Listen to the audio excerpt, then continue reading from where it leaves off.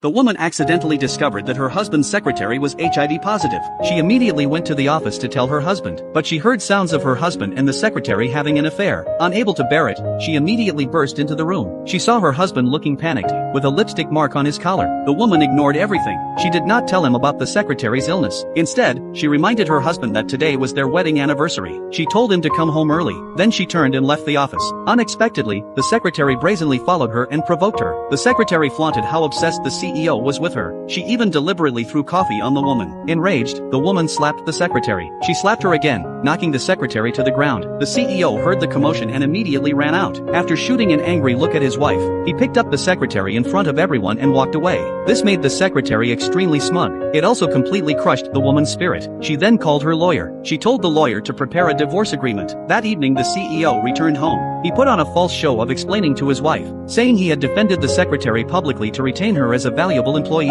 At that moment he received a call from the secretary. She was drugged by a client and lost consciousness. He immediately wanted to go to the bar to rescue her. The wife stopped him. She insisted he sign an agreement before leaving. Reluctantly, he agreed to her request. He signed it without even looking. Then he immediately left the house. He did not know that the document he had signed was a divorce agreement. He rushed to the bar and rescued the secretary. Angrily, he demanded to know who had ordered them to do it. They said it had been his wife who ordered it. They said it was meant to keep the secretary away from him. The CEO believed them. Feeling sorry for her, he held the secretary and left. He did not notice the crafty look in the secretary's eyes. The CEO booked a hotel room for the secretary. Faced with the secretary's seduction, he had intended to refuse but couldn't hold his ground. He found a self-justifying excuse. He told himself his wife had sinned first, so it didn't count as him breaking his vows. After convincing himself, he spent a pleasant night with the secretary. The next day he returned home. He accused his wife of having someone drug the secretary, and he painfully revealed that the female secretary was no longer a virgin. He did not know he was only one of many of the secretary's boyfriends. Just moments earlier, the wife had already discovered how the secretary had contracted the disease. She had also seen photos of her husband and the secretary entering and leaving a hotel. She resolved to no longer concern herself with her husband. She only watched as he lashed out wildly like a mad dog. Seeing that his wife did not refute him, he assumed she was guilty and ashamed. He accused her of no longer behaving like a normal person. Then the secretary called again. Hearing the secretary's summons, he was immediately about to leave the house. But before he left, he purposely warned his wife not to do anything else that would hurt the secretary. Otherwise he said he would not spare her. Soon after, the secretary sent a provocative message to the woman. Although the woman was despondent, she did not interfere with her husband again. Even during the following month, when her husband paraded his affection with the secretary everywhere, she had no intention of fighting back. Until the day the cooling-off period ended, she received the divorce certificate. Her assistant told her there would be an auction the next day. Her husband would also attend, and the auction would include a special antiviral agent that suppresses HIV.